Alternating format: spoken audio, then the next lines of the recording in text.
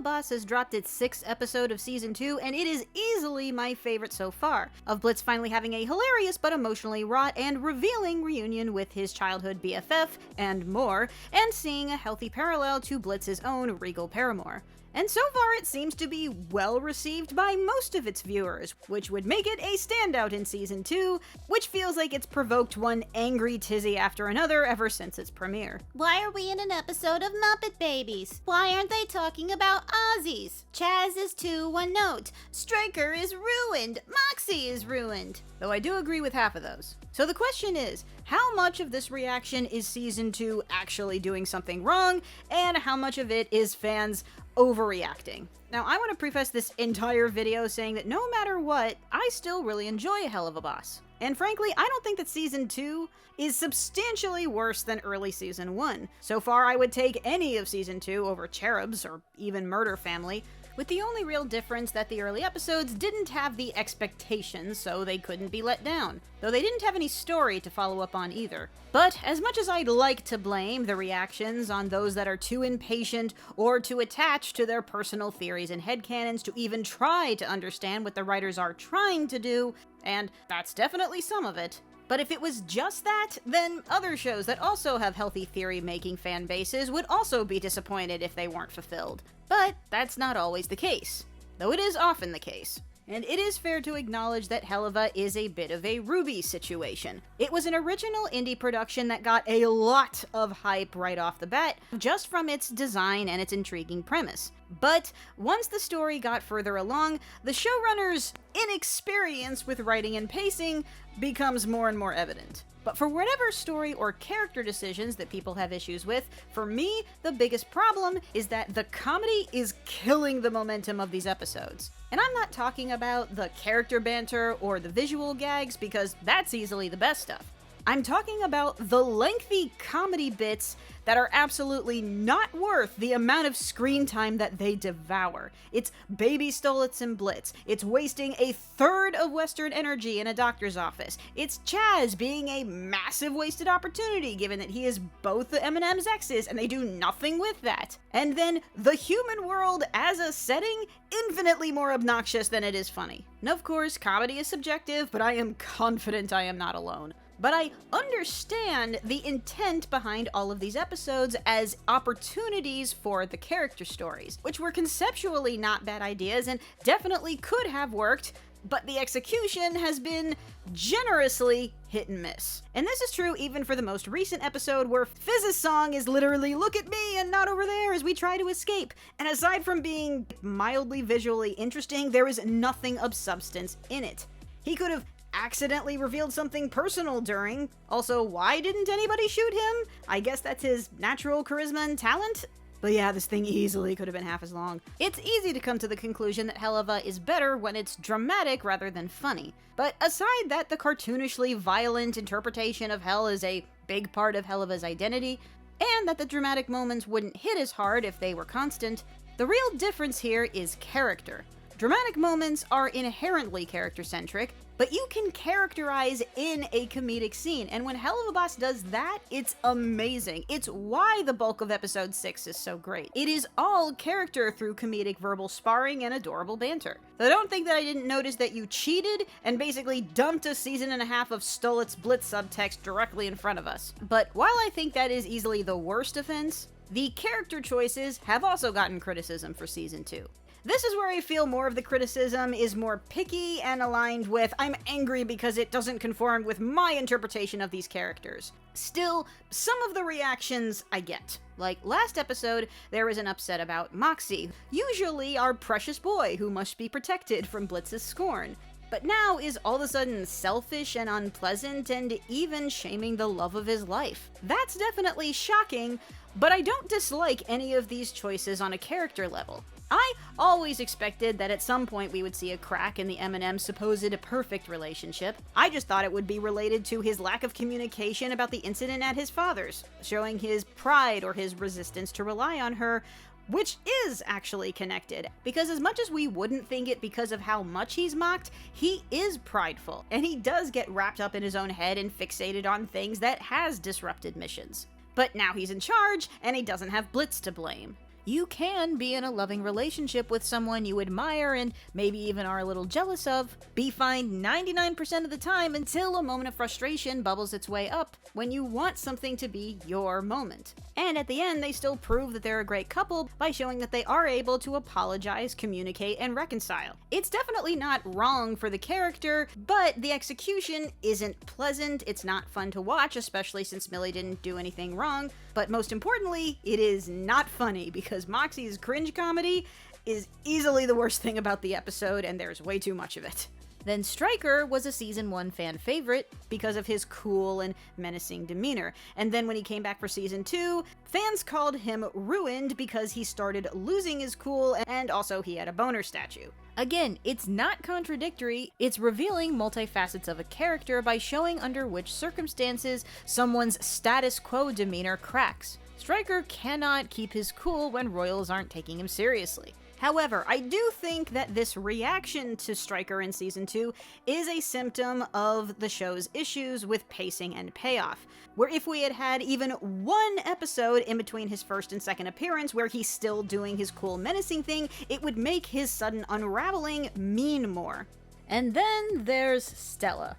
I have no idea where Stella stands came from. I can imagine that it started as a fan theory, or at least some fans sympathizing with Stella as the wounded party from Stolas' infidelity. Now, there was a point to, just because she's prickly doesn't mean she deserves to be cheated on, or just because she rolled over doesn't mean that she's a terrible mother. And that would be fair, in real life. But in show, that would mean a renowned animator was bad at visual storytelling unless they were deliberately trying to mislead someone. Still, nuance was always a possibility, and then the show completely went in the opposite direction, turning her into what is basically a Cruella-Chloe fusion.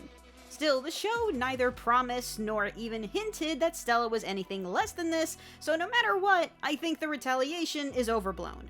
However, it is fair to resent on principle this stereotype that's often exploited in real-life divorce cases where the husband blames the wife for being terrible for his own actions of cheating. But also, I can get behind a fun alpha bitch character. Stella is not. She is thoroughly unpleasant. So, I don't blame people for thinking that their personal headcanons were better than this. But that still doesn't mean that there isn't room to potentially flesh out her character in the future, though unlikely.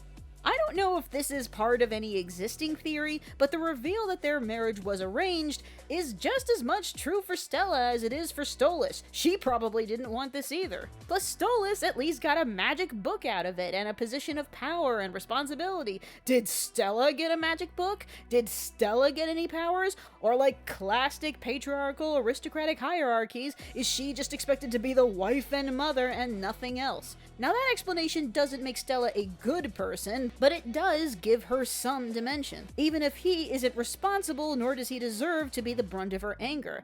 But as is the case with a lot of toxic and abusive people, they take out their anger not on who deserves it, but whoever happens to be close and vulnerable. And I admit this theory seemed much more probable before I knew that what she was strangling in that picture was not stuffed animals. Does Stella have legit reasons to be mad, but that her brother has been manipulating and curtailing the direction of her temper for his own benefit? Or was she born a rage monster, throwing tantrums every single time she didn't get what she wanted, but still her brother has always managed her to get the maximum result out of that anger? However, what is true is that the longer this one-dimensional, sadistic portrayal goes on, with virtually no hint of how she actually feels about her daughter, the less the audience will buy it if they ever do decide to give her character any shred of nuance. Though I see an outcome where she does care about Octavia, but only in the context of a very selfish Karen way, in that Octavia is hers, so she doesn't want anyone, neither Stolas or her brother, to have her.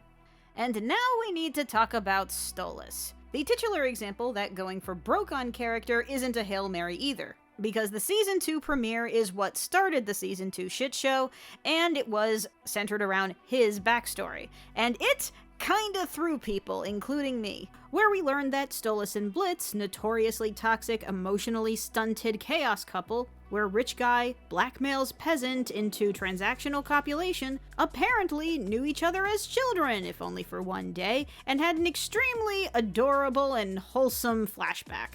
At its most basic, it's the whiplash of the initial perception of his character. And I emphasize perception because honestly, we didn't know a whole lot about him, and still don't. And that was a lot of his appeal. There was this ominous nature around this aristocrat soliciting our main character. The appearance that he was always in complete, effortless control because he was royalty, and had this simmering, immense power, and yet was so infatuated with this one imp. A reason why we are fascinated with villains and morally gray characters is the unsure sense of danger around them, not quite knowing in which situations what they'll do, what their limits are, how far will they go, and what sets them off. And then what was revealed seemed to take away a lot of that foreboding intrigue. What was his past like? He had a rudimentary, sad little rich boy childhood complete with absent Jafar daddy issues, who nonetheless was amazing in this episode, presented with an arranged marriage, and otherwise has done virtually nothing else remotely controversial with his life, painted merely as enduring a loveless, verbally abusive marriage, who presumably spent his entire life being dull and depressed until Blitz broke in and awakened him. Also, people have pointed out, why is he cheering here, but then apparently the exact same day he's suddenly all defensive. Personally, I call that a post-coital high, and then he came down and went, holy shit, what did I just do? Though I'll admit it's not quite as jarring if you take away the pilot, as they establish his loving nature pretty early on. And it's true, this flashback feels uncharacteristically wholesome for Helluva Boss, almost cloyingly so. And it seems like another of those scenes that doesn't really need to exist. Except that we do get some vital backstory information in terms of witnessing both Blitz and Stolas' terrible dad situations. And yes, daddy issues is a common motif here. It is somewhat premature to say that a scene is not necessary when you don't know what details in that scene will play a part later. In a personal theory that I don't expect to come true at all, considering how cutesy the scene appears, it'd be interesting if this was revealed to be only the way that Stolas recalled this memory, as something warm and fun, where Blitz, having been sold off for a day, likely would have viewed that day very differently, an omen for their future relationship. But that ultimately can't be true, because then we wouldn't have these scenes that are only from Blitz's perspective. But another theory, given the increasingly likely situation that Stolas is either exiled or blacklisted from the elite, or even more likely, has to go into hiding to hide from Stella, possibly like it's insinuated here that he may end up working for Imp. Blitz would be his boss. Point is, contrasted to how he was initially presented, Season 2 feels like it is bending over backward to make Stolas completely innocent and devoid of any problematic elements, resulting in him feeling kinda boring. It feels like Stolas went from intimidating solicitor to shy soft boy pretty much between episodes 6 and 7. But, regardless of the intent, obviously Stolas has still done things wrong. Even if he was under the impression that the relationship was more reciprocal than it was, even if he artificially upped his sexual aggression to match his Blitz's of that night, he is still an aristocrat, he still exploited a power dynamic, and even if he cares about someone, he has a tendency to be wrapped up in his own emotions, to the point where he doesn't pay attention to how other people are feeling. He doesn't notice the significant change in Blitz's behavior between that night and afterward, waving off his brush-offs and opposition as cute. He pushes Blitz onto a stage where he's clearly uncomfortable so they can hurry up and get back to searching for his daughter. That's kind of half and half, kind of needed to happen, kind of being abrasively callous.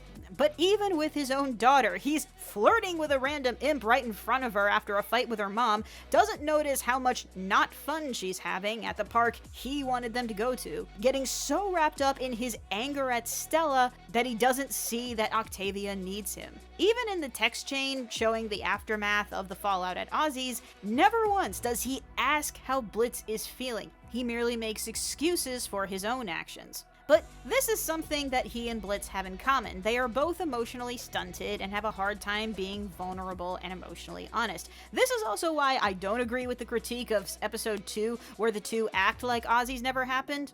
Because that is exactly how two emotionally stunted people who just fought who don't want to bring it up would act, especially since they are both preoccupied with a separate emergency, even to the point of slipping back into their old behavioral patterns. I don't see any problem with this, but it's like a really big sticking point in some people's critiques. I understand that it's frustrating because Ozzy's was such a big deal that fans wanted there to be more significant consequences, and I agree that it could have been improved if there was literally any indication or moment of awkwardness, as if you saw the episode alone, you probably would not know that these two had a major upheaval 2 episodes ago. Like, at the very least, you could have shown Stolas starting the text chain in the premiere. In fact, would it change anything if we moved Seeing Stars to before Ozzy's? This also led to a very early critique of the season, that between the end of Season 1 and the beginning of Season 2, that Helluva Boss had become too much the Blitz and Stolas show. It's actually quite amazing to go over Season 1 and discover how much of their relationship and its development is conveyed while having only a couple of scenes together on screen. Stolas was one of the most popular aspects of this show,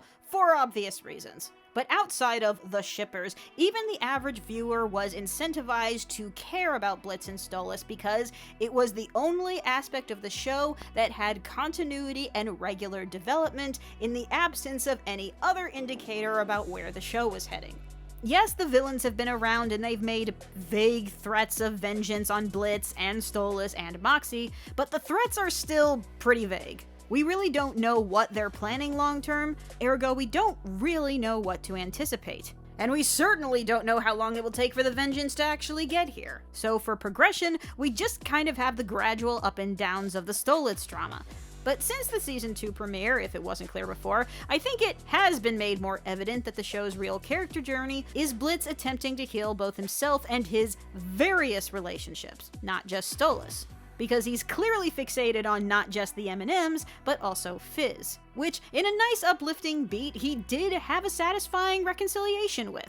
But since they have 4 seasons to fill, why did they have the two reconcile so early and easily? I mean, it could just be more poor episodic pacing, both within the episode, season, and series overall, but hopefully it's because there are plans to do more story with Fizz, predicated that he and Blitz are on better terms now. Who it was exactly that told Blitz that Fizz didn't want to see him, including the very sinister implication that after revealing that he always liked Fizz, would it fuck up the moment if we made out right now? And Fizz reunites with Ozzy, wiping his mouth and looking kinda guilty. Would be one of those clever uses of hiding setup inside of a joke. One of the best ways to hide foreshadowing. And I do think, even after finally reconnecting with Fizz, that Blizz is going to be a homewrecker and cast a bomb into Fizz and Ozzy's relationship. I'll hate it, but it's very sensible that someone with chronic self-hatred who desperately desires love, and clearly desires multiple beings, in one way or another, that chances are high that Blitz is gonna screw up and backtrack on all of his relationships at some point. Like another thought that I have no idea if it's already an existing theory, you know Chaz? And how kind of disappointing it was that he did potentially have regrets over leaving Moxie behind, but never brings that up when they meet again, and now never will because he's dead. But as the result of that, Moxie just happened to end up in a cell next to Blitz. You think Blitz might have orchestrated that? This also means that he met Blitz before he met Millie. That's interesting. And since Blitz has made it very clear that he's into both of them, wouldn't it be interesting if he tried to shadow recruit both of them, hoping that they'd both get with him, only for them to monogamously hook up with each other? But I do think that's what this story needs. Blitz's dysfunctional family needs to fracture, and he needs to do the emotional work to bring it back together instead of just beating himself up. But it's because of Blitz's complexes with relationships that I think the new characterization of Stolas will work if they stick the landing. Because if it isn't already a fear, it likely will be that he makes others' lives worse. And I believe that post-episode 4, Blitz is going to fall down a similar hole about Stolas. That the only reason Stolas is hurt, the reason he had the hit placed on him in the first place, was because he snuck into his house to steal his book. And I believe that this will make him even less willing to contact him in the future. And that may even be a hole that Stolas himself falls down, even if he still cares about him. When he sees everything that being with Blitz has cost him, and now he doesn't even have Blitz anymore. I think this sets up the precedent of Stolas himself going to a dark place, between the loneliness and the ugliness of divorce, the judgment of the rest of Hell's upper crust. I think he is going to start to become that dangerous creature that we initially all thought he was. An evolution that will be all the more impactful when we know where he came from and how initially he was resigned to his fate. And episode 6 doesn't change this idea. We know that he's in love with Blitz, and we know for a while that he's been planning to give Blitz an Asmodeus crystal, but we're not 100% sure what the emotional motive is for doing so. Is it an offering hoping to reignite their previous relationship, which Blitz at this point would most likely reject, or at least shrug off, or is the crystal an apology or a sign that Stolas is letting go of the relationship? But that is also why I think that their time together was so important, and the key to help Blitz along his emotional journey. Even if it was an accident, Blitz showed him joy and pleasure within a lifetime of perpetual gray. And experiencing that joy and passion is finally what gave him the will to fight for his own happiness. And he can be grateful to Blitz for that, even if they don't end up together. So whereas Blitz currently believes that everyone he's ever interacted with, he's made their life worse, for Stolas it made his life better. And it is that realization that is the true endgame. That would mean the world to Blitz, more than whether or not they end up becoming the ultimate OTP. Point is, show's not over yet, everyone else's theory is wrong, mine probably is too. So, as demonstrated, I don't disagree with most of the character choices, and I think there's plenty of potential in how they'll play a part in the long-term story. But said choices weren't always given enough setup, or they were flawed in their delivery. Nothing apocalyptically awful though, and certainly nothing that the show still can't come back from, and hopefully now that the crew has announced a set 4 seasons, that they will have a better sense of pacing going forward. Still, Helluva Boss is indeed flawed, and it is fair to point that out and express opinions and disappointment. But I am also seeing another familiar pattern where it's the former fans that end up becoming the show's biggest enemies. That like a jilted ex, they feel so personally betrayed that they have the emotional incentive of, if I can't enjoy it, then no one else can either. So as I've said repeatedly, I understand the disappointment, but I am still enjoying the bulk of this show, and I am interested to see what they'll do next. So from now on, moving forward, we'll just have to see.